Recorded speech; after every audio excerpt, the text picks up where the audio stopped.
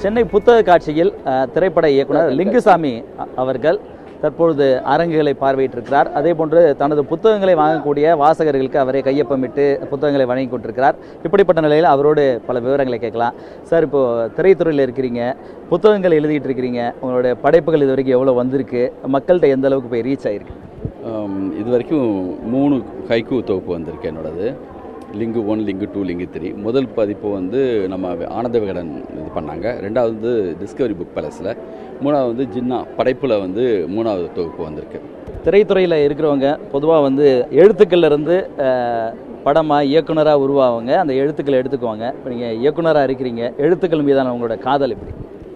இங்கேருந்து தான் அங்கே முதல்ல வந்து எழுத்து தான். ஆமாம், இது இல்லாமல் நம்ம வந்து எதை எடுக்கிறது? இது எழுதுனா தான் வந்து இதுலேருந்து தான் அது எல்லாமே. தனியாக டைரக்ஷனுங்கிறதுலாம் ஒன்றும் கிடையாது. நம்ம ஏதாவது படிக்கணும், எழுதணும், அது ஒரு நம்பிக்கையில் தான் நம்ம வந்து டைரக்டர் ஆகலாம்னு சொல்லி நம்பிக்கையில் வர்றோம். முதல் ஆதாரம் இதுதான். முதல்ல தொடங்குனது இதுதான். நான் 91 முதல் கவிதை வந்து விகடனில் நான் எழுதினேன். அதுக்கு பிறகு தொடர்ந்து இந்த 35 வருஷமாக வந்து அந்த ஹைக்கூ மட்டும்தான் நான் எழுதுவேன். மற்றபடி நிறைய புத்தகங்கள் படிப்பேன். ஒவ்வொரு தடவையும் புக் ஃபேர் நடக்கும்போது இங்கே வருவேன். அதுதான் சார். இன்றைக்கி இளம் இயக்குனர்கள் நிறைய பேர் உருவாகிட்டு இருக்கிறாங்க. அவங்க எல்லாருமே எழுதுறதுக்கு தனியாக அசிஸ்டன்ஸ் வச்சுருக்கிறாங்க. பல விதங்களில் இன்றைக்கி டெக்னாலஜி அவங்களுக்கு உதவுது. இருந்தாலும் ஒரு இயக்குனருக்கு எந்த அளவுக்கு எழுத்து அவருக்கு வந்து ஒரு வளமாக இருக்கணும், அதே மாதிரி ஒரு கதை சூழலில் எழுத்தோட பங்குகள்? அதான் நம்ம படிக்கிறது மட்டும்தான் வந்து என்னென்னா, நம்மளுக்கு வந்து படிக்கும்போது வந்து பார்க்குறத விட படிக்கும்போது நம்மளுக்கு ஒரு விஷுவல் தோணும். அது நம்ம ஒரு உலகம், அது தனியாக அதுக்கு ஒரு பர்சனலாக வந்து அது நம்மளுடைய மோர் பர்சனல் தான் படிப்புங்கிறது. அது நமக்குள்ளே ஒரு விஷுவலை ஏற்படுத்தும், நமக்குள்ளே புதிய ஒரு அறிவை உருவாக்கும், புதுசாக ஒரு பார்வையை ஏற்படுத்தும். அதனால் படிக்கிறது மட்டும்தான் நம்மளை அடுத்த கட்டத்தில் இன்றைக்கி நவீனமாகவும் புதுசாகவும் வச்சுக்கும். அதனால் படிக்கிறது வந்து எப்பயுமே நிறுத்தக்கூடாது. ஆனால் அதுக்கான டைம் தான் எப்பயுமே இருக்கிறதில்ல. ஓரளவு கிடைக்கிற டயத்தில் நான் மேக்ஸிமம் படிச்சுட்ருக்கேன். சரி, இயக்குனர் லிங்குசாமி அவர்களா அடுத்த படைப்புகள் என்ன மாதிரி வரப்போகுது, அதுக்கான வேலைகள் எப்படி நடந்துகிட்ருக்கு, அதை பற்றி அடுத்த படம் வந்து டிஸ்கஷன் ஆல்மோஸ்ட் முடிஞ்சிச்சு. மார்ச்லேருந்து ஷூட்டிங்கு.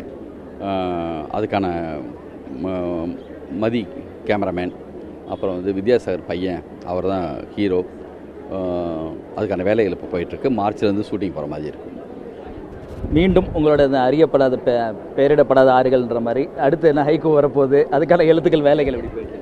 அதான் அடுத்த ஹைக்கூ எப்போ வரப்போகுது நம்மளுக்கே தெரியாது. அது வந்து தானாக நிகழ்கிறது. அது உடனுக்குடனே நினச்ச மாதிரிலாம் எழுதிட முடியாது. ஒவ்வொரு ஹைக்குக்கும் இன்னொரு ஹைக்குக்கும் குறைந்தபட்சம் 3 வருஷம் 5 வருஷம் அந்த மாதிரி கூட ஆகும். அடுத்த ஹைக்கூ வர்றதுக்கு இன்னொரு எத்தனை வருஷமாகுதுன்னு எனக்கே தெரியாது. இந்த தொகுப்புக்கு பிறகு நான் எழுதுனது 2 ஹைக்கூ எழுதியிருக்கேன். பார்க்கலாம். திடீர்னு சடன்னு ஒரு 50 கூட தோணும். பார்க்கலாம். பொதுவாக கவிதைகள்ன்றது வந்து வாழ்க்கையோட தொடர்புபடுத்தி அதிகமாக வெளிவரும்னு சொல்லுவாங்க. அது கற்பனையை தாண்டி குறிப்பாக என்னோடய மகனுக்காக எழுதின, என்னுடைய காதலிக்காக எழுதின, உறவினர், மனைவி, இப்படி நம்ம சொல்லிகிட்டே போகிற நண்பர்கள். உங்களுடைய ஹைக்கூவில் உங்கள் சம்மந்தப்பட்ட ஃபேமிலி சம்மந்தப்பட்ட இதை யோசித்து எழுதின அந்த மாதிரி ஏதாவது? அதான் ஹைக்கூ பொறுத்த வரைக்கும் என்னென்னா, அது வந்து அப்படி குடும்ப சார்பாக எழுதுகிறேன், காதலிக்காக எழுதுகிறேன், நண்பருக்காக அப்படி கிடையாது. அது வந்து ஒரு சின்ன ஒரு தெரிப்பு மாதிரி. அது ஒரு அந்த கணத்தில் ஒரு ட்ராவலில் மேக்ஸிமம் ஒரு பாதியாவது உண்மையாக இருக்கும். ஹைக்கூவில் ஒரு பாதி உண்மை, நம்ம பாதி வந்து கற்பனை சேர்த்துருவோம்.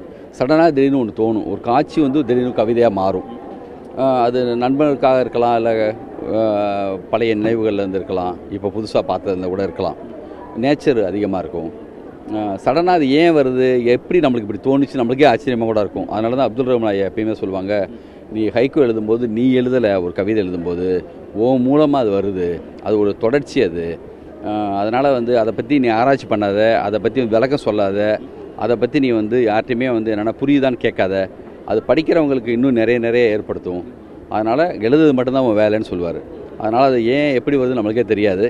தொடர்ந்து நம்மளும் உலகம் மொத்தமாக இருக்கிற நல்ல ஹைக்கூவை படிக்கிறது, வருஷம் ஹைக்கூ போட்டி நடத்துகிறோம், அது மூலமாக நம்மளுக்குள்ளே போகிறது, அதெல்லாம் சேர்ந்து நமக்குள்ள வந்து வருது. நல்ல நண்பர்கள், நம்ம கூட வந்து தொடர்ந்து பயணிக்கிற பிருந்தா சாரதி, இப்போ சரண் சார் இப்போ வந்து ஹைக்கூவில் வந்து புதுசாக சேர்ந்துருக்காங்க. ஹைக்கூக்கு பற்றியே முழுமையாக வந்து பிருந்தா சாரதியுடைய ஹைக்கூவெல்லாம் நல்லா ஃபுல்லாக டீட்டெயிலாக வந்து விரிவுரை எழுதின லீலா அங்கே இருக்காங்க.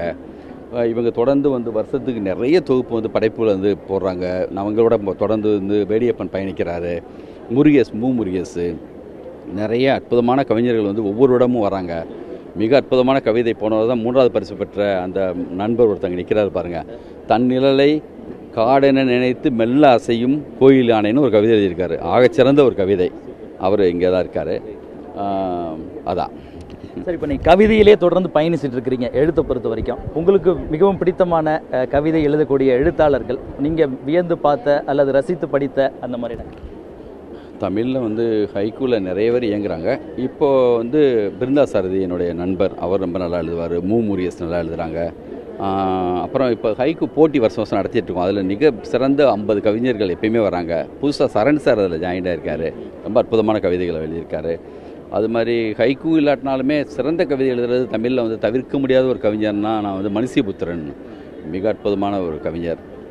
எப்பயுமே எனக்கு வந்து ரொம்ப மனசுக்கு ரொம்ப நெருக்கமான ஒரு கவிஞர். அவரை ரொம்ப பிடிக்கும். நிறைய இருக்காங்க. ஜெயபாஸ்கரன், அவர் ஹைக்கூ எழுத மாட்டார், ஆனால் நார்மலான கவிதைகள், ரொம்ப அற்புதமான கவிதைகள். மகள் இருந்த வீடுன்னு ஒரு தொகுப்பு, ரொம்ப அற்புதமாக ஒரு தொகுப்பு வெளியிட்டார். அவர் சமீபத்தில் நிறைய நல்ல கவிஞர்கள் வந்திருக்காங்க.